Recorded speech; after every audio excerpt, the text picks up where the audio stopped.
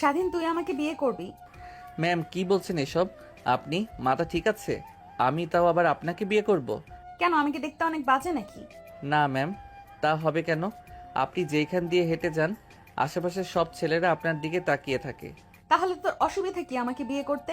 দেখ, তুই যদি আমাকে বিয়ে করিস, তুই যা চাইবি আমি তোকে তাই দেব। আপনি বিয়ে করবেন, তাও আবার আমাকে? আসলে অনেক হাসি পাচ্ছে আপনার কথা শুনে ম্যাম। আরে না, আমি সত্যি সত্যিই বলছি, আই এম সিরিয়াস। স্বাধীন নেহার কথা শুনে লুকিং গ্লাসের দিকে তাকায়। দেখে নেহার চেহারায় স্পষ্ট গম্ভীর ছাপ, আর দেখে মনে হচ্ছে না সে এখন মজা করছে। স্বাধীন সাইডে গাড়ি দাঁড় করিয়ে নেহার দিকে তাকিয়ে বলেন, ম্যাম কি হয়েছে আপনার? ঠিক আছে তো? নাকি কি বলছেন এসব আজগুবি কথা? আমি আবার আপনাকে বিয়ে করব কিভাবে? আপনি ম্যাম আর আমি আপনার বাসার সামান্য একটা ড্রাইভার। তো কি হয়েছে? তুই কি মানুষ না নাকি? নিজেকে মানুষ মনে করিস না? তা হবে কেন ম্যাম? এখন বল, তুই আমাকে বিয়ে করবি কি না? না ম্যাম, এটা একদমই অসম্ভব। আপনি আপনার পরিবারকে জানান, তারা আপনার জন্য ভালো কাউকে চয়েস করে দেবে। কথাটা বলেই স্বাধীন পুনরায় গাড়ি স্টার্ট দিয়ে যেতে লাগে। নেহা তার ব্যাগ থেকে একটা ফল কাটা ছুরি বের করে হাতে চালিয়ে যেতে যাবে আর বলতে লাগে, দেখ, শেষবারের মতো বলছি, আমাকে বিয়ে করবি কি না? না হলে এইখানে সুইসাইড করবো হাতের রক কেটে। আরে ম্যাম, আপনি কি পাগল হয়ে গেছেন নাকি মাথা ঠিক আছে আপনার? দেখেন, পাগলামি করবেন না। কি হয়েছে আমাকে খুলে বলেন, আমি বিষয়টা সমাধান দেওয়ার চেষ্টা করব। আমার কিছুই হয়নি, তোকে আমাকে বিয়ে করতে হবে, তাও আবার এক্ষুনি। আচ্ছা ঠিক আছে, আপনাকে বিয়ে করব। আগে ফল কাটার ছুরিটা আমার কাছে দিন। না, তুই সোজা কাজী অফিসে চল, তারপরে। নেহার কথা শুনে স্বাধীন কাজী অফিসের দিকে যেতে লাগে। একটু পর কাজী অফিসের সামনে এসে গাড়ি দাঁড় করিয়ে স্বাধীন বের হয়ে পড়ে। নেহা বাইরে আসে। এখন তো অন্তত ছুরিটা আমার কাছে দিন, না হলে যে কোনো সময় চালিয়ে দিতে পারেন। আপনাকে দেখে বিশ্বাস নেই ম্যাম। না, আমাকে আগে বিয়ে করবে, তারপর তোকে ছুরি দেব, এর আগে নয়। নেহার কথা শুনে স্বাধীনের কান্না আসার উপক্রম। আমতা আমতা করে মনে মনে বলতে লাগে, শালারে কোন ঝামেলায় পড়লাম। ইনি এত বড় একটা বিজনেসম্যানের মেয়ে হয়ে আমাকে করবে নাকি বিয়ে? নির্ঘাত কিছু একটা হয়েছে, তার জন্যই এরকম করছে সে। আর কি হয়েছে? স্যারের সঙ্গেও তো কিছু হয়নি। বাসা থেকে তো ভালোভাবেই বের হয়ে আসলো। কলেজ থেকে বের হয়েই পাগলামি করছে। দেখভাল কিছুই মাথার মধ্যে ঢুকছে না। কি করবে এখন? ইনাকে বিয়ে করলে নির্ঘাত নিজের জীবনের মায়া ত্যাগ করতে হবে। আরে কি হলো তোর? ডাকছি, কানে যাচ্ছে না? এইদিকে আয়। নেহার কথা শুনে স্বাধীনের ধ্যান ভেঙে যায়। নেহার পিছু পিছু কাজী অফিসের মধ্যে যেতে লাগে। কাজী অফিসের ভিতরে গিয়ে দেখে কেউ নেই। নেহা চেয়ারে বসে পড়ে। আরে নেহা মামুনি, তুমি এখানে? কিছু কি হয়েছে? আমাকে ফোন করলেই তো আমি বাসায় চলে যেতাম। না আঙ্কেল, কিছুই হয়নি, বিয়ে করব তার জন্য এসেছি। কি বলো মা? তোমার বিয়ে ঠিক হয়েছে আর আমাকে এখনো তোমার বাবা জানালো না? দেখছো তোমার বাবা কতটা স্বার্থপর হয়ে গেছে। না আঙ্কেল, বাবারা কেউ জানে না, আমি নিজের ইচ্ছাতেই বিয়ে করছি। আপনি বিয়ের কার্যক্রম শুরু করুন। কি হয়েছে মা? তোমার আবার কি? ইমরান তোমাকে বকেছে? চলো বাসায় ওকে কোপ করে আমি বকে দিয়ে আসবো। সাদিতকে ইশারা করলে স্বাধীনও চেয়ারে বসে পড়ে। কাজী সাহেব উঠে কথাটা বলতে লাগে নেহার কাছে আসতে হাতে চুড়ি দেখে অবাক হয়ে যায়। নেহা চুড়ি দিকে ইশারা করে বলতে লাগে, আঙ্কেল, ভালোই ভালোই বলছি, বিয়ে পড়িয়ে দিন আমাদের দুইজনকে, না হলে আমি হাতে ছুরি চালিয়ে দেব। আরে মা, কি বলে এসব? ছুরিটা হাত থেকে ফেলে দাও। আর বিয়ের তো চার দোকানে কথা নয়, এজন্য সাক্ষী আর পরিবারের সম্মতি দরকার, তাছাড়া বিয়ে হয় না। থাক, এইগুলো কিছুই লাগে না, আমি রাজি তো। বিয়ের সম্ভব এখন, এত কথা না বলে বিয়ে পড়িয়ে দেবেন নাকি আমি অন্য কাজের কাছে যাব, নাকি আমার হাতে ছুরি চালিয়ে দিব? মা প্লিজ শান্ত হও। অন্যদিকে স্বাধীন অবয়ব বৃষ্টির মতো কাজী সাহেব আর নেহার কথা শুনতে লাগে। এইভাবে অনেক সময় পার হয়ে যায়। এক পর্যায়ে কাজী সাহেব হাল ছেড়ে দিয়ে বিয়ের কার্যক্রম শুরু করে স্বাধীনকে সাইন করতে বললে সাইন করে না। নেহা জোর গলায় কথা বললে স্বাধীন সাইন করে দেয়। নেহা সাইন করে দেয়, হাত থেকে চাকুটা ফেলে দিয়ে চেয়ার থেকে উঠে রুম থেকে বের হয়ে আসে। অন্যদিকে স্বাধীন আর কাজী সাহেব দুজনেই অবাক হয়ে যায়। আরে বাবা, তুমি কে? আর নেহা মামুনির কি হয়েছে? হঠাৎ এরকম ব্যবহার করলো? স্যার, আমি ওনাদের বাসার নতুন ড্রাইভার। আর আমিও কিছু বুঝতে পারছি না। কলেজে গিয়েছিল ম্যাম, আর আমি বাইরে অপেক্ষা করছিলাম। হঠাৎ গাড়িতে উঠে আমাকে এসব কথা বলছে, না বললে হাতে চাকু ধরে জোর করে এখানে নিয়ে এসেছে। ও আচ্ছা। কিরে, এখনো এখানে বসে আছিস? বাসায় যাব, তাড়াতাড়ি আয়। কথা শুনে স্বাধীন দৌড়ে চেয়ার থেকে উঠে দৌড়ে গাড়ির কাছে এসে গেট খুলে দিলেই নেহা ভিতরে প্রবেশ করে। ড্রাইভিং সিটে গিয়ে টাইপ করতে করতে বাসায় চলে আসে। দরজার সামনে গাড়ির হর্ন দিতেই দারোয়ান দরজা খুলে দেয়। ভেতরে আলিশান বাসার ভিতরে গাড়ি দিয়ে যায়। স্বাধীন নেহা নামতেই স্বাধীন গাড়ি নিয়ে পার্কিং লটে রেখে দেয়। অন্যদিকে নেহা মেইন দরজা অতিক্রম করে তার রুমের দিকে যাচ্ছিল। ঠিক তখনই নেহার সামনে তার বাবা এসে ঠাস ঠাস করে থাপ্পড় দিয়ে বলতে লাগে, আদর দিয়ে তোকে মাথায় তুলেছে, আজ কিনা সামান্য একটা ড্রাইভারকে তুই বিয়ে করলে, আর কুত্তার বাচ্চার কত বড় সাহস আমার বাড়ির মেয়ের দিকে নজর দিয়েছে। আজ ওরা একদিন কি আমার একদিন। এই তোরা তাকিয়ে কি দেখছিস? ওই জানোয়ার বাচ্চাটাকে এখানে ধরে নিয়ে আয়। নেহা তার বাবার কাছ থেকে থাপ্পড় খেয়ে নিচের দিকে তাকিয়ে কান্না করতে লাগে। একটু পর কিছু সংখ্যক লোক স্বাধীনকে টেনে ইচ্ছে নেহা তার বাবার কাছ থেকে থাপ্পড় খেয়ে নিচের দিকে তাকিয়ে কান্না করতে লাগে। একটু পর কিছু সংখ্যক লোক স্বাধীনকে টেনে হিসড়ে ভিতরে নিয়ে আসে। মারতে মারতে পুরো শরীর দিয়ে রক্ত বের হচ্ছে। নেহার সেদিকে কিঞ্চিত পরিমাণও ভ্রুক্ষেপ নেই। তখনই স্বাধীন কান্না করতে করতে বলতে লাগে, স্যার বিশ্বাস করেন, আমার এখানে কোনো দোষ নেই। নেহা ম্যাম আমাকে জোর করে বিয়ে করেছে।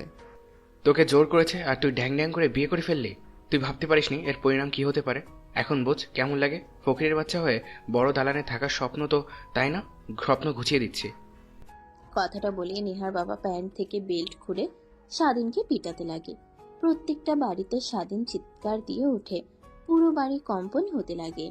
সবাই তাকিয়ে তাকিয়ে দেখছে, কারণ সবাই জানে নেহার বাবার রাগ সম্পর্কে। স্বাধীন কান্না করতে করতে বারবার চিৎকার করতে লাগে, ম্যাম প্লিজ স্যারকে কিছু বলেন না। দেখেন এভাবে আমাকে মারছে। আমার পরিবারে আমি ছাড়া কেউ নাই। আমার মা বাবা বোন ওরা না খেতে পেয়ে মারা যাবে। প্লিজ স্যার, কি কিছু বলেন না? আপনি তো আমাকে জোর করে বিয়ে করেছেন, আমার তো এখানে কোনো সম্মতি ছিল না। এই তোরা তাকিয়ে কি দেখছিস? যা নেহাকে নিয়ে রুমে যা, আর আমি একে সাহায্য করছি। নেহার বাবার ধমক শুনে নেহার মা আর চাচি নেহাকে নিয়ে তার রুমে চলে যায়। নেহার বাবা আবার স্বাধীনকে মারতে লাগে। মারতে মারতে গা দিয়ে রক্ত বের হয়ে ফ্লোর লাল হয়ে যায়। এক পর্যায়ে স্বাধীন নিজেকে আর সামলাতে না পেরে অজ্ঞান হয়ে যায়। ঠিক তখনই ভিতরে কাজী সাহেবের আগমন হয়। দৌড়ে নেহার বাবার কাছে এসে হাত থেকে বেল্ট কেড়ে নিয়ে বলতে লাগে, তুই অমানুষ, কিন্তু এত বড় অমানুষ এটা আমি ভাবতেও পারিনি। তোকে আমার বন্ধুর পরিচয় দিতেও ঘেন্না হচ্ছে। এইভাবে একটা ছেলেকে তুই কিভাবে মারতে পারলি? তোর মনে কি একটু দয়া মায়া নাই? এই ছোট লোকের বাচ্চার এত বড় সাহস কি করে হয় আমার মেয়ের দিকে নজর দেয়? আমার মেয়েকে বিয়ে করেছে, ওর এত বড় সাহস। ও জানে না ব্রাহ্মণ হয়ে চাঁদের দিকে হাত বাড়িয়েছে, এর পরিণাম তো এরকম হবেই। দেখ, আমি সম্পূর্ণ কথা বললে নেই, কারণ চেয়েছিলাম তোর বাসায় এসে সবকিছু তোকে বুঝিয়ে বলতে। ছেলেটার কোনো দোষ নেই। নেহা মামুন নিজেকে জোর করে বিয়ে করেছে। ছেলেটা অনবরত না করছিল, আর আমি দেখেছি অনেক ভীতু হয়েছিল, কিন্তু নেহা মামুনির জোরাজুরিতে ছেলেটা রাজি হয়ে যায়। তোর মেয়ে হাতের ছুরি চালানোর ব্ল্যাকমেল করে আমাকে বিয়ে পড়াতে বাধ্য করেছে। ছেলেটাকেও ঠিক এইভাবে রাজি করেছে। আরে তুই জানিস না এই ছোট লোকের বাচ্চাদের এইসব অভিনয়। আসলে আমার মেয়েকে বুঝিয়ে ফাজিয়ে বিয়ে করেছে, এটা আমি বুঝতে পারছি। তারপর কাজী সাহেব নেহার আঙ্কেল নেহার বাবাকে বুঝিয়ে বলতে লাগে। এক পর্যায়ে নেহার বাবা রুমে চলে যায়। কাজী সাহেব স্বাধীনকে সেখানে থাকার কিছু কাজের ছেলেদের দিয়ে স্বাধীনকে গাড়ি করে হাসপাতালে নিয়ে আসে। অন্যদিকে কিভাবে এত বড় কাজ করতে গেলি জানিস না তোর বাবা কতটা রাগে? মা, তোর কি হয়েছে আমাদের খুলে বল।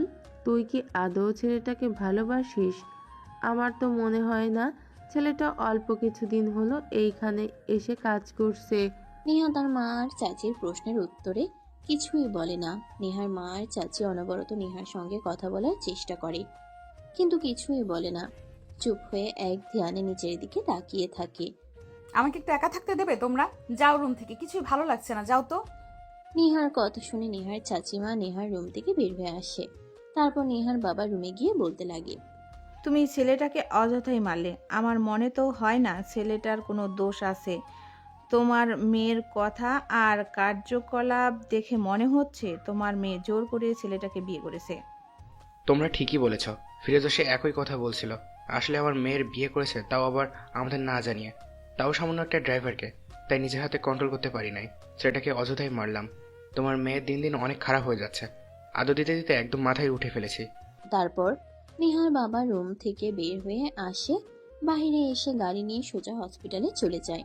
ফিরোজকে ফোন করলে কেবিন নাম্বার বলে দেয় নেহার বাবা। কেবিনে গিয়ে দেখে স্বাধীন শুয়ে আছে। স্বাধীনের দিকে তাকিয়ে অনেক মায়া হতে লাগে। তারপর নার্সের কাছে থেকে খাতা আর কলম নিয়ে একটা চিঠি আর একটা চেক লিখে স্বাধীনের বালিশের নিচে রেখে আসে আর নার্সকে বলে আসে। স্বাধীনের জ্ঞান ফিরতেই নার্স এসে সবকিছু বলে। নার্সের কথা শুনে স্বাধীন মুচকি একটা হাসি দেয়। তারপর উঠে দাঁড়ায়। শরীরে বিন্দুমাত্র শক্তি নেই, তারপরও উঠে দাঁড়ায়। সে খাতে নিয়ে দেখে 20 লক্ষ টাকা অ্যামাউন্ট। চেকের দিকে তাকিয়ে স্বাধীন কৃত্রিম একটা হাসি দেয়। 5 বছর পর। ম্যাম আসতে পারি? হ্যাঁ, ভিতরে এসো। স্বাধীন অনুমতি পেয়ে ভিতরে প্রবেশ করেন। এয়ারটেলের সামনে বসে সামনের দিকে তাকিয়ে নেহাকে দেখে খানিকটা অবাক হয়ে যায়। নেহাও অবাক হয়ে যায় এখানে স্বাধীনকে দেখতে পেয়ে। আরে নেহা, ছেলেটাকে প্রশ্ন কর, এইভাবে তাকিয়ে আছিস কেন? আমার বিয়ে তো আমি সিলেক্ট করে ফেলেছি, এখন তুই তোর পছন্দ মতো বিয়ে সিলেক্ট কর। সাথীর কথা শুনে নেহার ধ্যান ভাঙে। তারপর স্বাধীনকে প্রশ্ন করতে লাগে। টুকটাক পোস্ট করলে স্বাধীন শেষ হবে জবাব দেয়। ইন্টারভিউ শেষ হলে স্বাধীন বাইরে বের হয়ে আসে। নেহার কেবিনের পিছনের দিকে তাকিয়ে হাসি দিয়ে অফিস থেকে বের হয়ে যায়। স্বাধীন ভালো করে চাইলে এখানে তার চাকরি হবে না। আচ্ছা আপু, তোমার পিএ তো তুমি সিলেক্ট করেছো। আমি বলি কি, তুমি এই ছেলেটাকে তোমার পিএ বানাও আর তোমার মেয়েটাকে আমাকে দাও। কে বলো? আমার নানি, বাট বাহিরে আরো অনেকে আছে, ওদের ইন্টারভিউ নিবি না? না আপু, ভালো লাগছে না, বাসায় যাব। তোমার প্রয়োজন হলে তুমি নিতে পারো, আর এই ছেলেকে কনফার্ম করে মেল করে দাও। অন্যদিকে নেহার কথা শুনে সাথী পিয়নকে ডাক দেয়। একটু পর পিয়ন চলে আসে। ম্যাম ডেকেছেন আমাকে? হ্যাঁ ডেকেছি, বাট আপনাকে কতবার বলবো আঙ্কেল বলেন তো, আমাকে ম্যাম বলে ডাকবেন না। আপনি আমার বাবার বয়স থেকে অনেক বয়সী, আপনি মামুনি কিংবা আমার নাম ধরে ডাকতে পারেন, আমি কিছুই মনে করব না। আর ডেকেছে কারণ হলো এই যে ফাইল দেখছেন, এই ছেলেটাকে ক্রোম ফ্রম লেটার পাঠিয়ে দিয়ে বলেন গ্রেসে গিয়ে আর বাহিরে যারা আছে তাদেরকে চলে আসতে বলেন ইন্টারভিউ নিতে। আর ভালো লাগছে না, অনেক ক্লান্ত হয়ে গেছি, বাসায় যাব। ঠিক আছে ম্যাম। ও সরি আপামনি। পিয়ন বের হয়ে যায়। তার পিছু পিছু নেহার সাথে দুজনেই বের হয়ে আছে। গাড়ি করে দুজনে বাসার উদ্দেশ্যে রওনা হয়। নেহা বাইরের দিকে তাকিয়ে ভাবতে লাগে। ছেলেটা এতদিন পর হঠাৎ করে কোথা থেকে আসলো আর একদমই চেনা যাচ্ছে না। আগের থেকে কতটা কিউট হয়েছে। আচ্ছা, ওকে তো চাকরিটা দিয়ে দিলাম, আদৌ কি জয়েন হবে? যদি জয়েন হয় তখন যদি আবার স্ত্রীর অধিকার চায়, না না, তা হয়তো বা চাইবে না, আবার চাইতেও পারে, যেহেতু এখনো ডিভোর্স হয়নি। আরে ওই নেহা, তোর কি হয়েছে বলতো? সে কখন থেকে ডাকছি, বাহিরের দিকে তাকিয়ে আছিস, কি হয়েছে? কই আপু, কিছুই হয়নি, আসলে ভালো লাগছে না, শরীর অনেক ক্লান্ত লাগছে, তাই হয়তোবা। ঢং করতে হবে না, আমি কিন্তু সবই বুঝতে পারছি। ওই ছেলেটা যখন ইন্টারভিউ দিতে আসে তারপর থেকেই তুই কেমন জানি হয়ে গেছিস। তুই কি ছেলেটাকে চিনিস নাকি? সাথীর কথা শুনে নেহা ভ্যাবাচিকা খেয়ে যায়। বেসন খেয়ে উঠে তড়িঘড়ি করে সাথী তার ব্যাগ থেকে পানির বোতল বের করে নেহার দিকে এগিয়ে দেয়। নেহা ঢক ঢক করে পানি খেতে লাগে। পানি খাওয়া শেষ হলে বলতে লাগে। আরে না আপু, তুমিও না, কি যে বলো এসব। আমার আবার কি হবে? আসলে এমনিতেই ভালো লাগছে না। আর আমি ছেলেটাকে তো চিনি না, কিন্তু ছেলেটার কথা শুনে মনে হলো অনেক ভালো আর যোগ্য, তাই তোমার পিএ বানালাম। আর তোমার পিএ আমাকে পছন্দ হয়েছে, কি কিউট একটা মেয়ে। হ্যাঁ, আমারটাও, কিন্তু অনেক হ্যান্ডসাম আছে, চাইলে রাতের পর রাত কাটিয়ে দিতে পারবো একসঙ্গে। আপু কি বলছে এসব আবোল তাবোল কথা?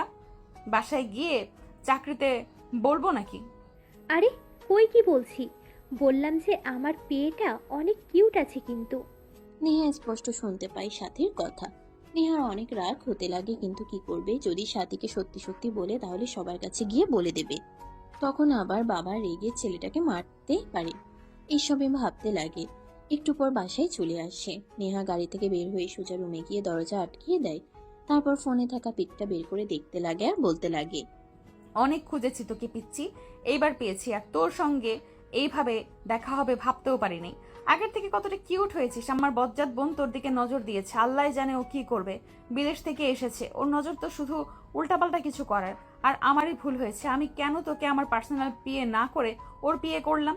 কথাগুলো ভেবে নেহা তার চুলগুলো খামচে দিয়ে ধরতে লাগে। জোরে ধরলে আপলে কথাগুলো ভেবে নেহা তার চুলগুলো খামচে দিয়ে ধরতে লাগে। জোরে ধরলে বলে চিৎকার দিয়ে ওঠে। অন্যদিকে স্বাধীন তার রুমে গিয়ে ফ্রেশ হয়ে পোশাক পরিবর্তন করে রান্না করতে লাগে আর তার মায়ের সঙ্গে কথা বলতে লাগে। বাবা, আর কতদিন এইভাবে চলবে বল? তোর বাবার অবস্থা দিন দিন অবনতি হচ্ছে। খুব দ্রুত চিকিৎসা না করলে তোর বাবাকে বাঁচানো যাবে না। আর এখনো তুই একটা চাকরিও পেলি না। আজকের ইন্টারভিউটা কেমন হয়েছে? আলহামদুলিল্লাহ মা, অনেক ভালো হয়েছে, বাট মনে হয় না তাও চাকরিটা হবে। আর তুমি টেনশন করো না, আমি যেহেতু এসেছি একটা না একটা কাজ করবই, আর বাবাকে খুব দ্রুতই সুস্থ করে ফেলবো ইনশাল্লাহ। স্বাধীন তার মায়ের সঙ্গে কথা বলা শেষ হলে ফোন রেখে দিয়ে রান্না শেষ হলে খাটের উপরে শুয়ে ভাবতে লাগে। এইভাবে আর কতদিন বন্ধুদের কাছ থেকে যা টাকা এনেছিল তাও সব শেষ হয়ে গেল। এখন তো আর কারোর কাছে টাকা চাইতেও পারবো না, মা বাবার কাছে তো আরও পারবো না। কি করি আর মনে হয় না চাকরিটাও হবে। নেহা ম্যামের সঙ্গে এভাবে দেখা হবে কখনো ভাবতেও পারিনি। আগে তো এটা ওনাদের অফিস ছিল না, তাহলে কি নতুন করেছে নাকি? ধ্যাত, জানলে জেতাবি না। এত বছর পর এইভাবে দেখা হবে, মনে হয় না চাকরিটা দেবে নেহা ম্যাম। কি আর করার, আগামীকালকে থেকে রিক্সা নিয়ে বের হতে হবে। এই সবই কথা ভাবছিল স্বাধীন শুয়ে থেকে। হঠাৎ ফোনে মেসেজ আসে। স্বাধীন ফোন হাতে নিয়ে মেসেজটা ওপেন করতেই চোখ বড় বড় হয়ে যায়। শোয়া থেকে উঠে দাঁড়িয়ে পড়ে। মেসেজটা আর অন্য কিছু না, চাকরি কনফার্ম হয়েছে, তাও আবার প্রত্যেক মাসে ৮০,০০০ টাকা করে বেতন। স্বাধীন যেন নিজের চোখকে বিশ্বাস করতে পারছে না। হাতের চিমটি কাটতে বলে উঠে। মেসেজটা ভালোভাবে পড়লে দেখে আগামীকাল জয়েনিং করতে হবে। স্বাধীন তৎক্ষণাৎ তার মার কাছে ফোন করে সব কথা বলে। স্বাধীনের মা শুনে অনেক খুশি হয়। স্বাধীনও অনেক খুশি হয়। অনেক খুশি হয়। হঠাৎ খুশি মাখা মুখটা গোমরামুখ হয়ে যায় আর মনেই ভাবতে লাগে, এটা আবার নেহা নামের নতুন কোনো চাল না তো? চাল হোক আর যাই হোক, মাসে অনেক বেতন, বাবার চিকিৎসা করাতে পারবো খুব তাড়াতাড়ি যদি কাজ করতে পারি মনোযোগ দিয়ে। আর নেহার কাছ থেকে দূরে দূরে থাকতে হবে, আর ওর ফাঁদে একদমই পা দেওয়া যাবে না। অন্যদিকে নেহা শুয়ে থেকে এইসবই ভাবছিল। হঠাৎ দরজায় কড়া নাড়ার শব্দ পায়। নেহা উঠে দরজা খুলে দিয়ে দেখে তার বড় বোন সাথী। তুই না বললি তোর ভালো লাগছে না, শুয়ে থাকবি? সেই না দেখছি এখনো অফিসের পোশাক পরিধান করে আছিস। আর আমি এই কাজটা কিছুতেই বুঝতে পারছি না, আমাকে একটু বুঝিয়ে দে তো। ও আচ্ছা আপু, আসো, তুমি ভেতরে আসো। আসলে খুব টায়ার্ড লাগছিল, তাই শুয়ে পড়েছিলাম। আমি ফ্রেশ হয়ে আসছি, তুমি সবাই বলছো। কথাটা বলেই নেহা ওয়াশরুমে চলে যায়। ফ্রেশ হয়ে বাইরে আসে, তারপর সাথীকে কাজ বুঝে দিতে লাগে। এইভাবে অনেকটা সময় পার হয়ে যায়। দেখতে দেখতে সেই দিনটাও পার হয়ে যায়। পরের দিন সকালবেলা স্বাধীন সকাল সকাল উঠে নামাজ পড়ে ঘোরাঘুরি করে রুমে চলে আসে। তারপর অফিসে যাওয়ার জন্য প্রস্তুতি নেয়। বাইরে এসে এই পাশ ওই পাশটায় গিয়ে রিক্সা না পেয়ে গাড়ি করে অফিসে যেতে লাগে। তীব্র জ্যামে পড়ে যায় স্বাধীন। প্রায় ২০ মিনিট পর অফিসে গিয়ে পৌঁছায়। দারোয়ান আটকে দিলে SMS-টা দেখালে ভিতরে যেতে দেয়। তারপর ম্যানেজারের কাছে গেলে স্বাধীনের সব ফর্মালিটিগুলো পূরণ করে সাথীর কাছে নিয়ে যায়। ম্যাম, এই যে আপনার ফিরে এসেছে, প্রায় ২০ মিনিট লেট করেছে। আর নেহামের বিয়ে তো কত সকাল সকাল চলে এসেছে। জান, আপনাকে আর বলতে হবে না, প্রথম দিন হয়তো বা জামে পড়েছিল তাই লেট হয়েছে। জান, এখন আর তুমি এসো, এখানে বসো। Thank you ma'am. ধন্যবাদ দিতে হবে না। আর আমি কিন্তু সময় অপচয় একদমই পছন্দ করি না। আমার পার্সোনাল বিয়ে, আমি কখন কি করব এসব খুঁটিনাটি তোমার জানা দরকার। এই যে লিস্ট আছে এখানে, আমি কখন কি করব সব লেখা আছে। তুমি শুধু সময় মতো আমাকে জানিয়ে দেবে একটা। তুমি কি নেহাকে চেনো? না মানে ম্যাম, নেহাকে? ও আচ্ছা, বুঝতে পারছি। নেহা হচ্ছে ইন্টারভিউ রুমে যে আমার পাশে একটা মেয়ে ছিল, যে তোমাকে প্রশ্ন করলো। ও আসলে আমার বিয়ে সিলেক্ট করে নেওয়া হয়ে গিয়েছিল, শুধু বাকি ছিল নেহার বিয়ে নেওয়ার। তখনই তুমি আসছো। তোমাকে সিলেক্ট করে নেহা, বাট আমার বিয়ে হিসাবে।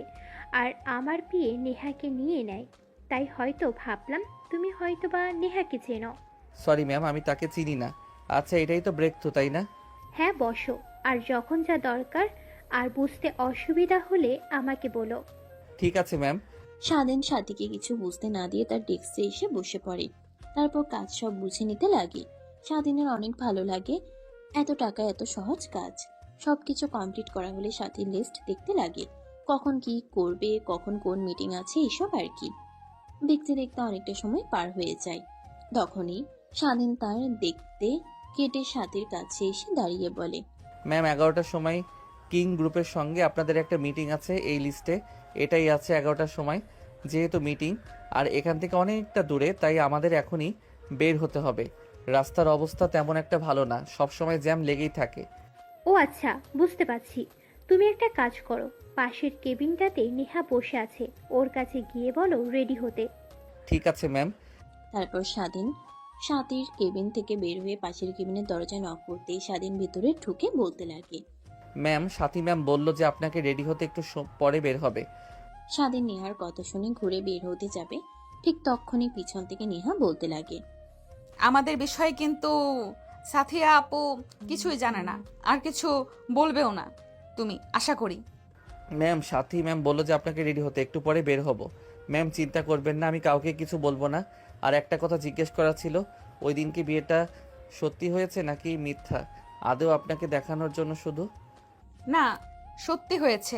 আমি কাজী আঙ্কেলকে বলেছিলাম, সে বলেছে সত্যি হয়েছে, ডিভোর্স নেব। তোমাকে খুঁজে পাইনি, তাই নাও হয়ে ওঠেনি। আচ্ছা ম্যাম সমস্যা নেই, একদিন সময় করে আমাকে বলবেন, আমি ডিভোর্স দিয়ে দিব। কথাটা বলেই স্বাধীন কেবিন থেকে বের হয়ে আসে। কেবিনের বাইরে এসে দীর্ঘ একটা নিঃশ্বাস ফেলে সামনের দিকে তাকিয়ে দেখে সাথী স্বাধীনের দিকে ড্যাব ড্যাব করে তাকিয়ে থাকে। কি ব্যাপার, কি হয়েছে তোমার? আর তোমাকে বললাম নেহাকে রেডি হতে, আর এত সময় লাগে? সরি ম্যাম, বলেছি নেহা ম্যাম রেডি হয়ে আসছে। এই তো আপু, আমি চলে এসেছি, চলো এখন। তারপর স্বাধীন নেহা সাজিয়ে তিনজনে নিচে চলে আসে। নেহা পিছনের সিটে বসতে যাবে, তখনই সাথী বলতে লাগে, নেহা তুই একটু সামনে বস তো। আসলে স্বাধীনকে কিছু এখনো বোঝানো হয়নি, তাই ওকে বুঝিয়ে দেব এই প্রজেক্ট সম্পর্কে। রাস্তায় সব বুঝিয়ে দেব, তুই সামনে বস। পিছনে তো আর তিনজনে বসতে পারবো না। আর তোর বিয়ে কই? আপু, ওকে সব বুঝিয়ে দিয়েছি আমি, তাই কেবিনে বসে কাজ করছে ও ওর মতো। ও আচ্ছা। সাথীর কথা শুনে নেহা দাঁত কটমটিয়ে সামনে বসে পড়ে। তারপর স্বাধীন আর সাথী দুজনে পিছনে আর নেহা সামনে বসে পড়ে। গায়ে চলছে তার আপন গতিতে। সাথী স্বাধীনের কাছে গায়ের সঙ্গে গা লাগিয়ে পৌঁছে দিতে লাগে। নেহার সামনে থেকে দেখে অনেক রাগ হতে লাগে, কিন্তু কিছু বুঝতে পারে না। সাথী ধীরে ধীরে স্বাধীনের আরো অনেক কাছে যেতে লাগে। নেহা দেখে নিজের রাগকে আর কন্ট্রোল করতে না পেরে নেহা এক চিৎকার দিয়ে বলে, আপু, গাড়ির মধ্যে এগুলো কি শুরু করেছো? বোঝানোর নামে নষ্টামি, ভুলে যেও না এটা কিন্তু লন্ডন না, এটা বাংলাদেশ। যা করার রুমে আর বদ্ধ ঘরে করিও। দেখ, তুইও না। রাস্তায় অনেক জ্যাম, হরেনের শব্দ, কিছু বোঝানো যাবে না বলেই এত কাছে এসে বুঝিয়ে দিচ্ছি। আপু, এটা বুলেট প্রুফ প্রাইভেট কার, সঙ্গে সাউন্ড করব, আর তুমি বলছো বাইরের হর্নের শব্দ? নেহার কথা শুনে সাথী ভেবাচেকা খেয়ে স্বাধীনের কাছ থেকে দূরে বসে বুঝিয়ে দিতে লাগে। এভাবে অনেকটা সময় পার হয়ে যায়। একটু পর একটা বিশাল রেস্টুরেন্টের সামনে এসে গাড়ি দাঁড় করায়। সাথী, নেহা, স্বাধীন বেরিয়ে পড়ে। স্বাধীন গাড়ি থেকে নেমে দাঁড়াতেই নেহা তার দিকে রাগী দৃষ্টিতে তাকাতেই স্বাধীন দেখেও না দেখার ভান করে থাকে রেস্টুরেন্টের ভিতরে প্রবেশ করে। একটা একটা ছেলে এসে তাদের টেবিলে বসে। আরে নেহা, তুই এখানে? যাক ভাগ্যিস তোর সঙ্গে এখানে দেখা হয়ে গেল। আমি আরও তোর সঙ্গে দেখা করার জন্য তোর অফিসের দিকে রওনা হব ভাবছিলাম। না, বল কি বলবি। এই নে কার্ড, এটা আমার বিয়ের কার্ড। তোর পুরো পরিবারের দাওয়াত আসবে কিন্তু মনে করে। অবশ্যই আসবো, বাট কিভাবে কি? আর মেয়েটাকে একবারও দেখালেও না আমাকে। মাইশা, তুমি একটু এদিকে আসো তো। হার নেহা, এই যে মাইশা, এইটা তোদের ভাবি। আরে ভাবি, দুনিয়াতে আর মানুষ খুঁজে পান নাই? ঘুরে ফিরে একটা লুচ্চাকে বিয়ে করলেন। জানেন এ কি পরিমাণ লুচ্চা? ভার্সিটির সিনিয়র থেকে শুরু করে জুনিয়র মেয়েদের পিছে ঘুরঘুর করতো। নেহার কথা শেষ না হতেই ছেলেটা তার চেয়ার থেকে উঠে নেহার মুখ চেপে ধরে পাশে থাকা ছেলেটার হবু বউ অর্থাৎ মাইশার আগে দৃষ্টিতে তাকিয়ে থাকে। তারপর নেহার কানের কাছে মুখ নিয়ে গিয়ে বলতে লাগে, আরে ভাই, আমি তোর কোন পাকা দানে মই দিলাম বলতো? এইভাবে আমার ইজ্জতের ফালুদা বানাচ্ছিস? কেন এত কষ্ট করে একটা পটিয়ে আর বিয়ে করতে যাচ্ছি, সেখানে কিনা তুই আপনি এইভাবে আপুর মুখ চেপে ধরছেন কেন? সারেন বলছি। আর আপু আপনি বললেন। না, মানিয়ে নিতে বলতে চাচ্ছি যে সিনিয়র জুনিয়র প্রত্যেকে মেয়েদের পিছে ঘুরতো, কিন্তু এ সরল সোজা ইনোসেন্ট একটা ছেলে আমাদের ব্যাচের সব থেকে ভদ্র একটা ছেলে ছিল। ও আচ্ছা, তাই বলেন। আমি তো আবার অন্য কিছু ভেবে ফেলছি। চলো এখন উঠি, মা ফোন করেছিল আর ওরা খাবে পরে, এক সময় কথা বলিও।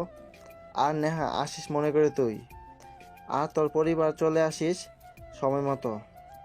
নেহা ঘাড় ঘুরিয়ে হ্যাঁ জানায়। ছেলেটা আর মায়েরা চলে যায়। নেহা আর সাথী দুজনে হাসতে লাগে। পাশে স্বাধীন দাঁড়িয়ে তাদের হাসির দিকে তাকিয়ে থাকে।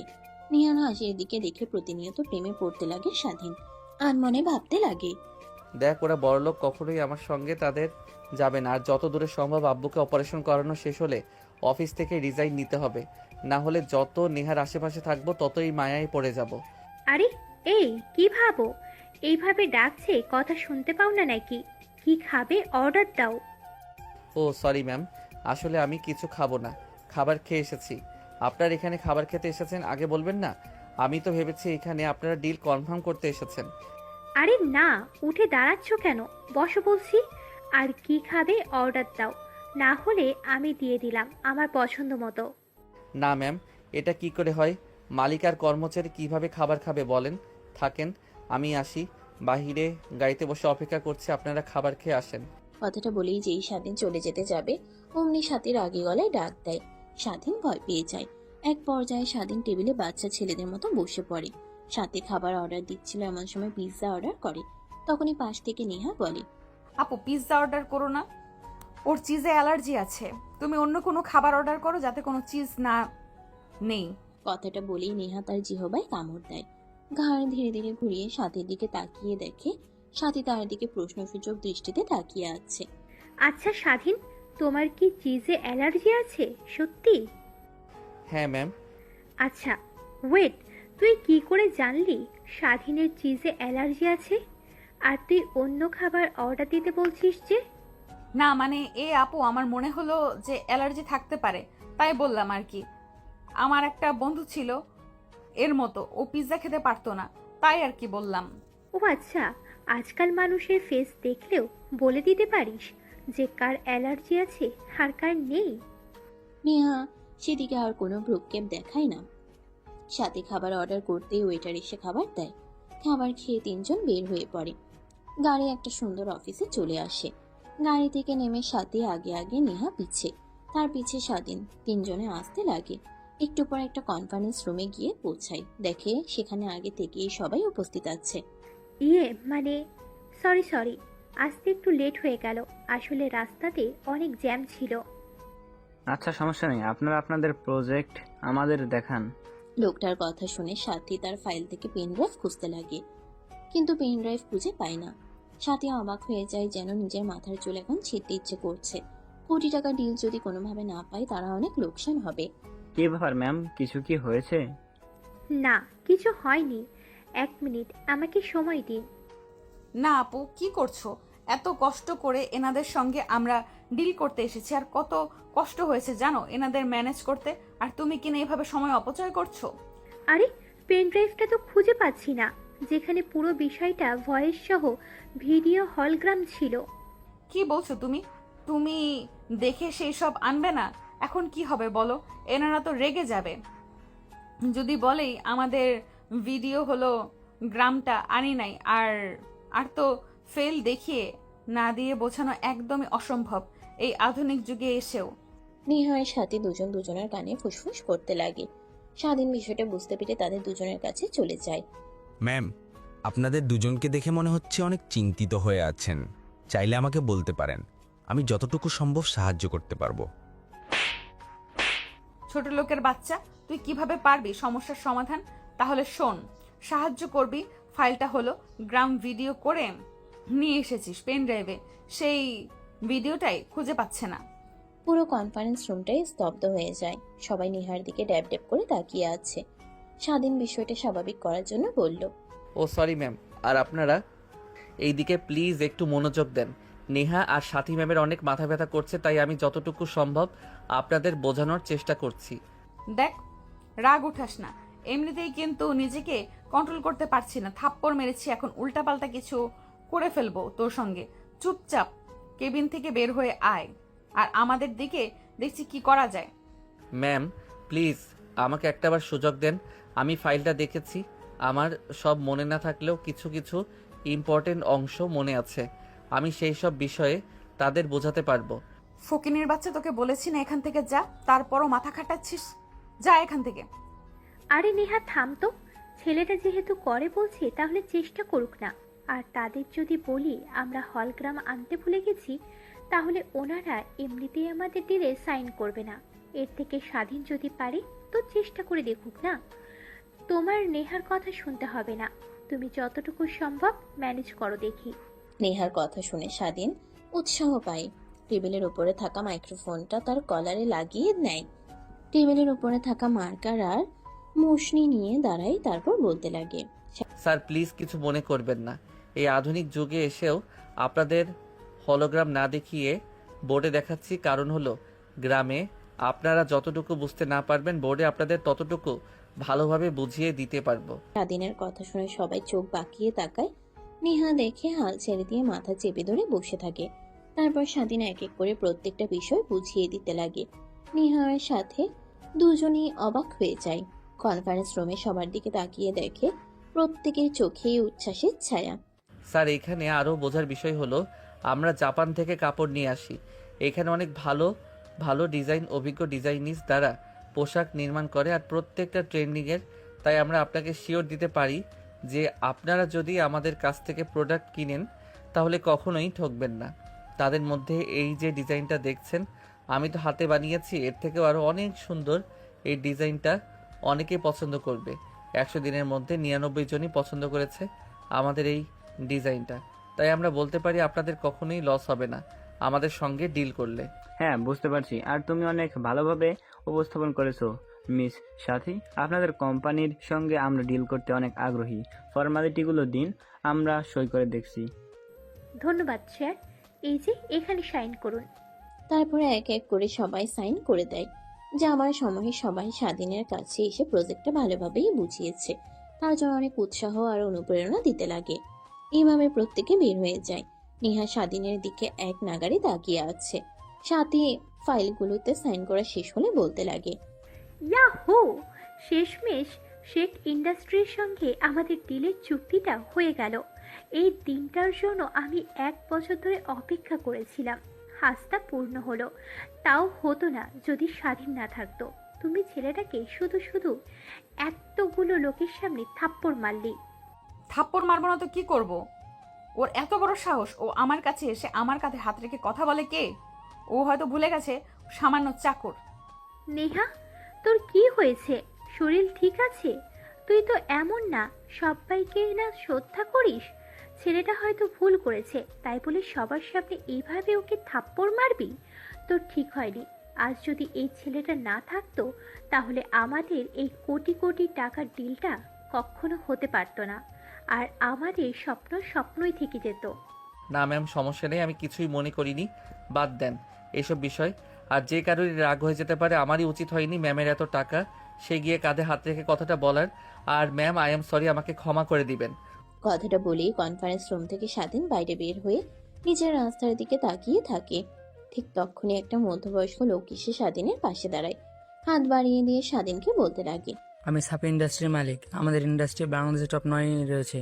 জানো, আজ পর্যন্ত আমি কাউকে এইভাবে চাকরির জন্য অফার করিনি। আজ তোমাকে কনফারেন্স রুমে তোমার মেধা আর বোঝানোর স্টাইল দেখে আমরা সবাই শিহরিত হয়ে গেছি। এই আধুনিক যুগে এসেও কেউ এইভাবে বোর্ডে বোঝাতে পারে তা একদমই দুর্লভ। আমি বলি কি, তুমি আমার কোম্পানিতে জয়েন করো, তোমাকে আমি অনেক টাকা মাইনে দিব। তুমি যত সুযোগ সুবিধা চাও সবই তোমাকে দেওয়া হবে, বিনিময়ে আমার সঙ্গে কাজ করবে তুমি। এই নো অ্যাপয়েন্টমেন্ট লেটার, আর এখানে সবকিছু লেখা আছে।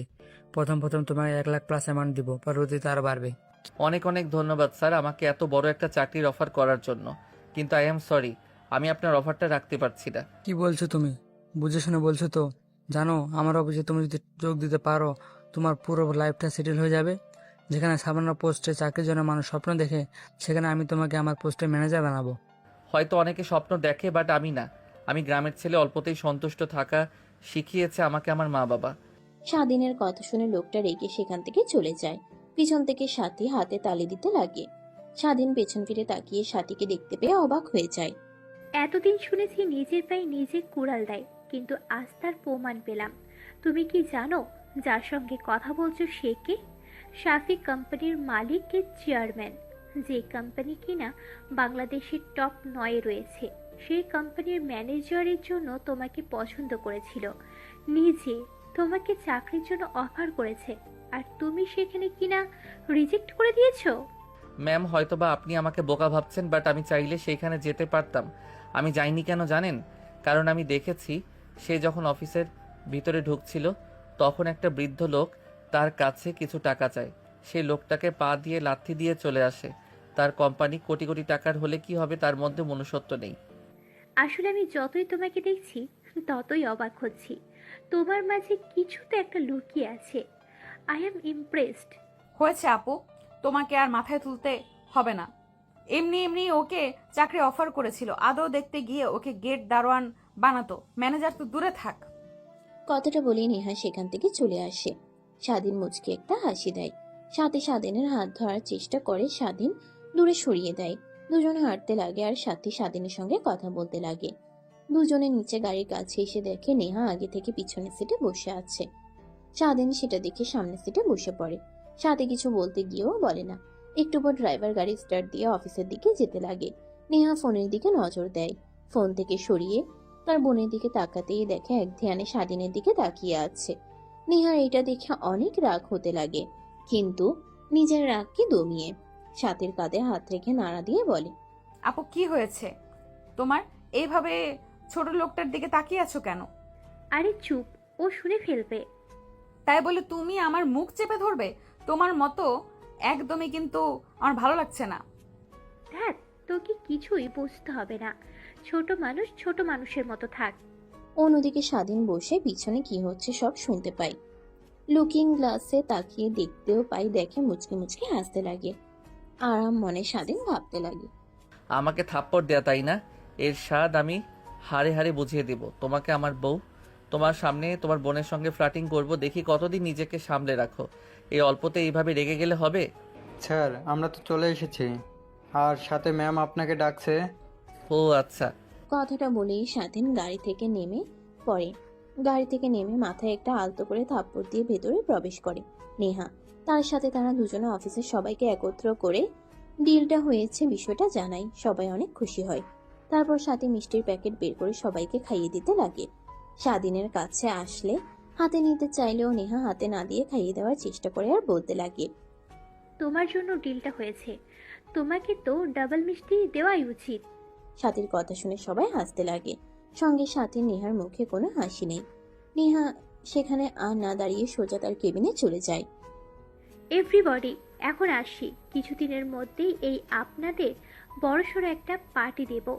ততদিনে সবাই মন দিয়ে কাজ করুন। ঠিক আছে ম্যাম, আর আপনাকে কংগ্রেস। তারপর সাথী তার কেবিনে চলে আসে। দেখে স্বাধীন তার ডেস্কে বসে কাজ করছে। সাথী স্বাধীনের ডেস্কের উপর বসে পড়ে। স্বাধীন অবাক হয়ে সাথীর দিকে তাকায়।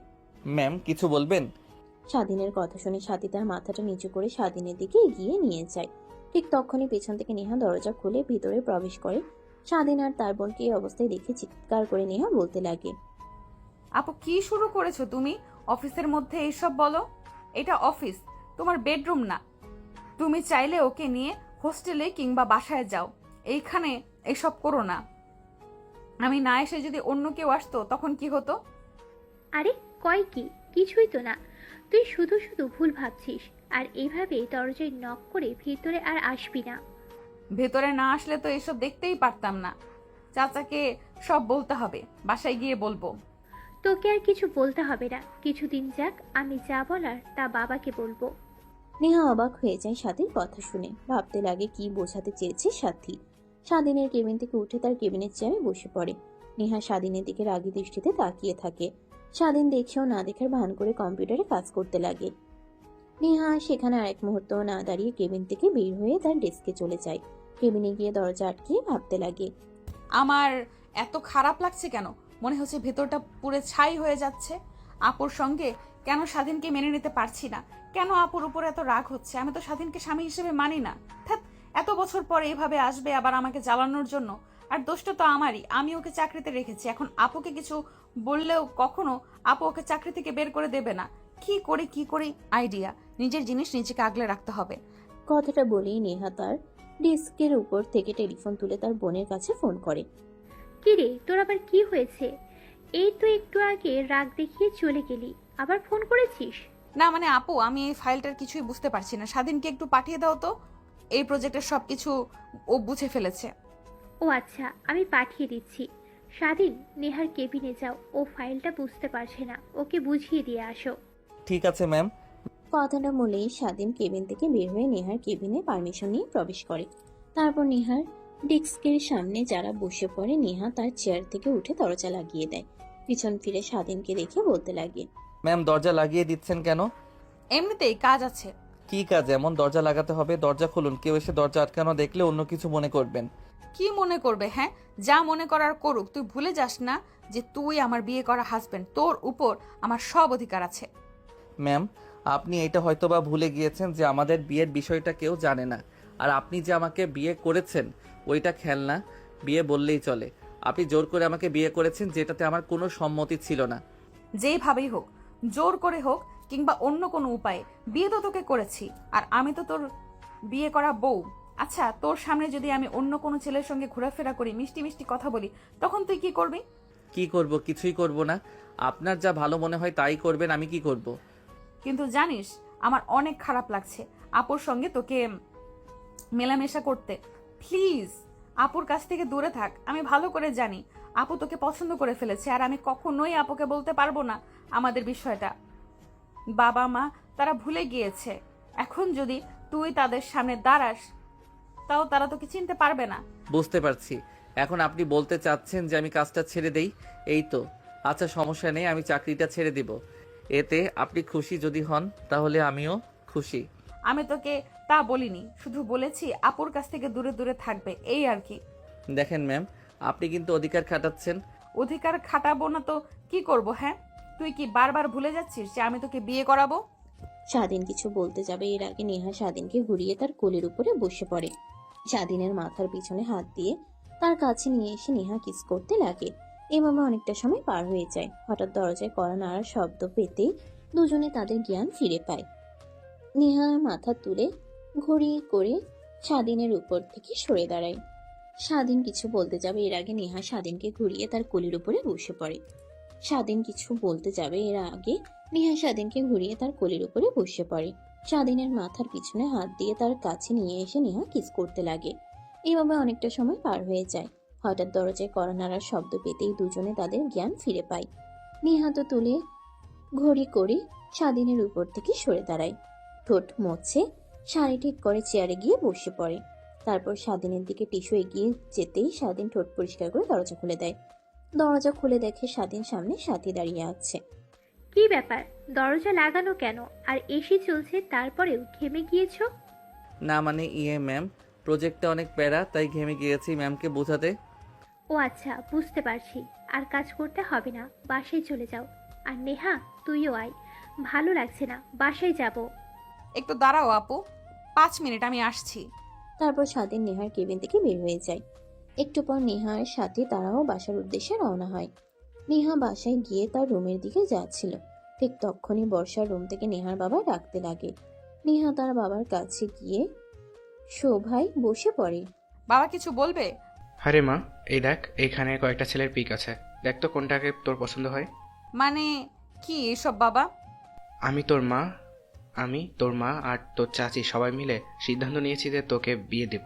বয়স তোর কম হলো না, তাই সব ছেলেদের মধ্যে থেকে এই কয়েকটাকে পছন্দ হয়েছে। আমাদের ছেলেগুলো অনেক ভালো, আর ওদের বড় বড় ইন্ডাস্ট্রি আছে। বাবা, এখন আমি বিয়ে করতে পারবো না। আর বাসায় বড় আপু আছে, তাকে রেখে আমার বিয়ের কথা হচ্ছে কেন? আগে আপুর বিয়ে হোক, তারপরে আমার। কথাটা বলেই নেহা বর্ষার রুম থেকে উঠে তার রুমে গিয়ে জোরে দরজা লাগিয়ে দেয়। পুরো বাসাটা কম্পন দিয়ে ওঠে। সবাই চমকে ওঠে। তারপর নেহা খাটের উপর উল্টো হয়ে শুয়ে পড়ে। অন্যদিকে নেহার চাচি বলতে লাগে, ভাই, যেহেতু নেহা বিয়ে করতে চাচ্ছে না সেহেতু ওকে জোরাজুরি করে লাভ নেই। জানিনি তো এর আগে কি করেছে। আবার যদি বিয়ের চাপে উল্টাপাল্টা কিছু করে ফেলে তখন কি হবে বলেন? এর থেকে ওর যা ভালো তাই করুক। না, ঠিকই বলেছে, তোমাকে নেহার বিয়ে নিয়ে ভাবতে হবে না। আচ্ছা, নেহার সঙ্গে যে একটা ছেলের বিয়ে হয়েছিল আর তো ডিভোর্স হয়নি, যদি কোনোদিন ছেলেটা যদি আসে? ভাবি আপনিও না, ছেলেটা যে ভয় পেয়েছে আর ভাই যে ওকে মেরেছে, আমার তো মনে হয় না আর ছেলেটা এ বাড়ির ত্রিসীমানায় আসবে। তোমরা সবাই এখানে কি নিয়ে কথা বলছো? আর নেহার রুমে দরজা লাগানো, অনেক ডাকাডাকি করলাম কিন্তু খুলছে না। বাদ দে, তুই এইখানে বয়। হ্যাঁ বসছি, আর তোমাদের একটা খুশির সংবাদ দেওয়ার আছে। আমরা আজ সেই ইন্ডাস্ট্রির সঙ্গে ডিল ফাইনাল করেছি, আর আমাদের প্রজেক্ট কোয়ালিটি অনেক ভালো। আমরা আশাবাদী এটা শেষ হওয়ার পর আরও বড় বড় ডিল নিয়ে তাদের কাছে যেতে পারবো। আর জানো আজ কি হয়েছে? সাথীর কথা শুনে সবাই উদ্বেগ নিয়ে সাথীর দিকে তাকিয়ে থাকে। তারপর সাথী স্বাধীনের বিষয়ে সব বলতে লাগে। নিহার বাবা আর সাথীর বাবা দুজনে অবাক হয়ে যায়। কি বলো মা, এই আধুনিক যুগেও কিনা একটা আধুনিক ছেলে এইভাবে বোঝাতে পারে? জানো, আমার যখন নতুন নতুন বিজনেস স্টার্ট করি তখন প্রত্যেকের সামনে গিয়ে এভাবে বোঝাতাম, কিন্তু কিছুতেই বোঝাতে না পারায় আমাদের আর দিন দেওয়া হতো না। আজ তোমার কথা শুনে ওই পুরোনো দিনের কথা মনে পড়ে গেল। আর এই আনন্দে অফিসের সব এমপ্লয়ীদের আমি একটা পার্টি দেবার কথা ভাবছি। আগামী 7 দিনের মধ্যে বাসায় আয়োজন করে একটা পার্টি দিই নাকি? তোমাদের এতে কোনো অমত নেই তো? না মামুনি, কোনো অমত নেই। আমারও তো যখন বড় ডিল পেতাম তখন বাসায় অনেক খুশি হয়ে আসতাম, আর অফিসের সব এমপ্লয়ীদের নিয়ে আনন্দ করতাম। তোমাদের আনন্দ না হয় আমরাও একটু অংশীদার হলাম নাকি ছোট? হ্যাঁ ভাই, ঠিক বলেছ। অনেক দিন হলো এনজয় করা হয় না, পার্টিতেও আর যাওয়া হয় না। মনে হয় ধীরে ধীরে বয়স বাড়ছে। কি এনজয় করবে? বুড়ো বয়সে কি ভীমরতিতে ধরেছে নাকি? কিসের বুড়ো? হ্যাঁ, এখনো মেয়েকে বিয়ে দিতে পারলাম না, নাতি নাতনির মুখও দেখিনি, আর বুড়ো বানিয়ে দিলে? এখনই তো বয়স এনজয় করার। নিহার চাচার কথা শুনে সবাই হাসতে লাগে। অন্যদিকে নিহার রুমে গিয়ে পুরো রুম এলোমেলো করে ফেলে। যে কেউ হঠাৎ রুমে আসলে বলবে এখানে কোনো পাগল বসবাস করে। নিহা খাটের সঙ্গে পিঠ ঠেকিয়ে মাথা হাঁটুর সঙ্গে ভাঁজ করে কান্না করতে লাগে আর আনমনেই ভাবতে লাগে। কেন তুই আসলি আবার আমার জীবনে? ভালোই তো কাটছিল, তোর মায়াও তো কাটিয়ে ফেলেছিলাম। হঠাৎ আমার জীবনে আসলি, এখন আবার এসে আপুর সঙ্গে অভিনয় শুরু করেছিস। কিভাবে বাবা মা চাচা চাচিকে বলবো? তারা তো আবার যদি জানতে পারে স্বাধীন এসেছে, তাহলে বাবা আবার রেগে ওকে অনেক মারবে। নেহা এই সবই কথা ভাবছিল। অন্যদিকে স্বাধীন বাসায় গিয়ে ফ্রেশ হয়ে রান্না করছিল। হঠাৎ ফোন বাজে। দূরে রুমে এসে দেখে তার মা ফোন করেছে। রিসিভ করে কানের কাছে ধরতেই ওই পাশ থেকে কান্নার শব্দ আসে। মা, কি হয়েছে? এইভাবে কান্না করছো কেন? আর বাড়ির সবাই ঠিক আছে তো? বাবারে বলিস না, তোর বাবার অবস্থা একদমই ভালো না। মুখ দিয়ে ফ্যান বের হচ্ছে, কোনো কথাই বলছে না। প্রায় 5 মিনিট হলো তোর বোনকে পাঠিয়েছি ডাক্তারকে ডেকে আনতে, এখনো আসছে না। কি করব কিছুই বুঝতে পারছি না। কি বলছো মা? তার মানে কি বাবার আবার ওই আগের অবস্থায় চলে গিয়েছে? তুমি ডাক্তারের ভরসা না করে এখনই একটা গাড়ি করে হাসপাতালে নিয়ে যাও, ডাক্তারকে দেখাও, তারপর কি হয় আমাকে ফোন করে জানাও। ঠিক আছে বাবা, আমি তাই করছি। স্বাধীন চিন্তিত হয়ে পড়ে। অন্যদিকে রান্না পুরো দুর্গন্ধ বের হয়। স্বাধীন তড়িঘড়ি করে পানি ঢেলে দেয়, খাবার নিচে রেখে দেয়। কি করবে বুঝতে না পেরে রুমে গিয়ে চিন্তা করতে লাগে। প্রায় 1 ঘন্টা পর আবার স্বাধীনের মা স্বাধীনকে ফোন করে। রিসিভ করে কানের কাছে ধরতেই ওই পাশ থেকে বলতে লাগে, বাবারে তোর কথা মতো তোর বাবাকে হসপিটালে নিয়ে এসেছি। তারা বলছে তোর বাবা ঠিক আগের অবস্থায় চলে গিয়েছে, এইবার অপারেশন করতে অনেক টাকা লাগবে। কি বলো মা? আর বাবার এখন কি অবস্থা? হ্যাঁ, তোর বাবা এখন ঠিক আছে, আইসিইউতে ভর্তি আছে। ডাক্তার তার কেবিনে ডেকে নিয়ে গিয়ে কথাটা বলল। কি করব এখন কিছুই তো বুঝতে পারছি না। আগে চিকিৎসা করানোর জন্য সব জায়গা বিক্রি করে দিয়েছি, শুধু বাড়িটুকু আছে, ওইটা বিক্রি করে দিলেও তোর বাবার চিকিৎসার টাকা হবে না। কত টাকা লাগবে মা? আর তুমি অ্যাম্বুলেন্সে করে ঢাকায় নিয়ে আসো, এখানে অনেক ভালো ভালো হসপিটাল আছে। হ্যাঁ, ডাক্তার তাই বলল ঢাকায় নিয়ে যেতে আর অপারেশন করতে, না হলেও কমপক্ষে 30 লক্ষ টাকা লাগবে। এতগুলো টাকা কিভাবে জোগাড় করব কিছুই বুঝতে পারছি না বাবা। কি বলো মা, এতগুলো টাকা? আচ্ছা, তুমি ঢাকায় নিয়ে আসো, আমি দেখছি টাকা ম্যানেজ করতে পারি কিনা। কথাটা বলেই স্বাধীন ফোন রেখে দেয়। তারপর কিছু একটা ভেবে সাথীর নাম্বারে ফোন করে, কিন্তু ফোন রিসিভ হয় না। সাথী চিন্তিত হয়ে যায়। তখনই নেহার নাম্বার ছিল, নেহার নাম্বারে ফোন করে। অন্যদিকে নেহা বসে থেকে কান্না করছিল। এমন সময় ফোন আসায় ওঠে, ফোন রিসিভ করে দেখে সেই ছিল চেনা নাম্বারটা। নিজের অজান্তেই নেহার বুক ধুকপুক করতে লাগে। কাঁপা কাঁপা হাতে ফোন রিসিভ করে কানের কাছে ধরে হ্যালো বলতেই ওই পাশ থেকে স্বাধীন বলে, ম্যাম, সাথী ম্যামের কি কিছু হয়েছে? অনেকক্ষণ ধরে ফোন করছি বাট রিসিভ করছে না। ও আচ্ছা, তলে তলে এত দূর চলে গিয়েছিস। কালকে আগে অফিসে যাই, তারপরে তোর একটা ব্যবস্থা করছি। ম্যাম, উল্টাপাল্টা কিছু ভাববেন না। আসলে সাথী ম্যামের সঙ্গে জরুরি একটা কথা বলার আছে, তার জন্য আর কি ফোন করেছি। তা তো বুঝতেই পারছি কি, তা শুনে একবার তোর জরুরি কি কথা? না মানে ম্যাম, আমার কিছু টাকা লাগতো, 30 লক্ষ টাকা। এত টাকা তুই কি করবি? ম্যাম, আমার বাবা অনেক অসুস্থ, তার অপারেশন করতে 30 লক্ষ টাকা লাগবে। তার জন্য সাথী ম্যামকে ফোন করছি বাট রিসিভ করছে না। আঙ্কেলের কি হয়েছে, আর ঠিক আছেন তিনি? হ্যাঁ, এখন সুস্থ আছে, আর ডাক্তার বউয়ের আছে 48 ঘন্টার মধ্যে অপারেশন না করলে আর বাঁচানো সম্ভব হবে না, তাই ঢাকায় আসছে। আর আমার কাছে তো টাকা নেই এতগুলো, তাই আর কি একটু যদি হেল্প করতেন, প্রত্যেক মাসে আমার বেতন থেকে টাকা কেটে রেখে দিতেন। মুখের মগের মুল্লুক নাকি? এতগুলো টাকা কখনো একসঙ্গে চোখেও দেখেছিস? আর তোকে 30 লক্ষ টাকা দিব, তুই পরে কাজ না করে যদি ভেগে চলে যাস তখন কি হবে? কথাটা বলেই নেহা ফোন কেটে দেয়। স্বাধীন অবাক হয়ে যায়। ফোনের দিকে তাকিয়ে আনমনেই ভাবতে লাগে। নেহা, তোমার এত দেমাগ, আগে তো এমন ছিলে না। অন্যদিকে নেহা তড়িঘড়ি করে তার ফোন থেকে স্বাধীনের অ্যাকাউন্টে 35 লক্ষ টাকা পাঠিয়ে দেয়। স্বাধীন এসব কথা ভাবছিল, হঠাৎ মেসেজ আসে। মেসেজের দিকে তাকিয়ে চোখ চড়ক গাছ হয়ে যায়। মেসেজটা ওপেন করতেই তার ঠোঁটে এক চিমটি হাসির রেখা টানে। ঠিক আগের মতো অভিনয়টা আছে, শুধু তাছাড়া আর কিছুই নেই, একদম চেঞ্জ হয়ে গিয়েছে। অভিনয় করে মন জেতা সব কিছুই। ঠিক তখনই ফোন আসে। স্বাধীন দেখে নেহা ফোন করেছে, রিসিভ করে বলতে লাগে, অনেক অনেক ধন্যবাদ ম্যাম, জানি না আপনার ঋণ কখনো শোধ করতে পারবো কিনা। হয়েছে, আর ধন্যবাদ দিতে হবে না। সময় মতো টাকা ফিরিয়ে দিয়েন, না হলে কিন্তু আপনার খবর আছে মিস্টার স্বাধীন। ঠিক আছে ম্যাম, সময় মতো টাকা পেয়ে যাবেন। তখনই দেখে স্বাধীন তার মা ফোন করেছে। নেহার ফোন কেটে দেয়। নেহা ওই পাশে ভেবাচেকা খেয়ে যায়। দ্বিতীয়বার ফোনে ট্রাই করে বাট ব্যস্ত দেখায়। অন্যদিকে স্বাধীন তার মার ফোন রিসিভ করে হসপিটালের নাম বলতেই স্বাধীন সোজা ব্যাংকে গিয়ে টাকা তুলে হসপিটালে চলে যায়। তারপর স্বাধীন তার বাবাকে হসপিটালে এডমিট করে কাউন্টারে টাকা দিতেই আগামীকাল অপারেশন হবে, বিদেশ থেকে বড় ডাক্তার আসবে এটা বলেন। স্বাধীন তার মায়ের সঙ্গে বেশ কিছুক্ষণ থেকে তার ছোট্ট বোনকে নিয়ে বাসায় চলে আসে। স্বাধীন বাসার কাছে আসতেই দেখে তার বাড়ির সামনে একটা কালো গাড়ি দাঁড় করানো। স্বাধীন চিনতে পারে, ধীরে ধীরে সামনের দিকে যেতে লাগে। তার রুমের দরজা খোলা। স্বাধীন অবাক হয়ে যায়। দরজা দিয়ে উকি দিয়ে দেখে সাথী বসে আছে তার রুমে ফোন দেখছে। সাথী স্বাধীনকে দেখতে পেয়ে দৌড়ে আসার জড়িয়ে ধরে পিছন থেকে। স্বাধীনের বোন এসব দেখে নিজের হাত দিয়ে চোখ বন্ধ করে ফেলে। আরে ম্যাম, কি করছেন আপনি? প্লিজ ছাড়ুন, কেউ দেখে ফেলবে। কে দেখবে? কেউ আসবে না। আর তুই আমার ফোন রিসিভ করছিস না কেন নেহা বল? তোমার বাবা অনেক অসুস্থ, ঢাকায় নিয়ে এসেছো, অনেক টাকা লাগবে নাকি? আর আমাকে একটাবার ফোন করে বলতেও পারলে না? ম্যাম ছাড়ুন, পিছে আমার বোন দেখেন দাঁড়িয়ে আছে, আর ফোনের দেখেন কতবার ফোন করেছি। আপনাকে না পেয়ে তো নেহা ম্যামকে ফোন করেছি। ও সরি, আসলে তখন ফোন রুমে রেখে বসার রুমে বাবা মায়ের সঙ্গে আড্ডা দিচ্ছিলাম, তাই ফোন দেখতে পাইনি। ভাইয়া, তোমাদের কি হয়েছে? আমি কিন্তু চোখ বন্ধ করে রেখেছি, চোখ খুলবো কি এখন? হয়েছে, পিচ্ছি চোখ খোলো।